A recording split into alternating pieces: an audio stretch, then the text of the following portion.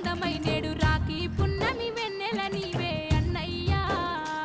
నా రక్షా బంధము నీవేరా నా తమ్మయ్యా పట్టుకో ఇట్లా చూపి అన్నది తోడ పుట్టిన తోడు స్వీట్ పెట్టినట్టు చేయి అన్నకు. నేడు రాఖీ పున్నమి వెన్నెల నీవే అన్నయ్యా నా రక్షా బంధము నీవేరా నా చూడు తమ్మయ్యా దీక్షిత్ చూడరా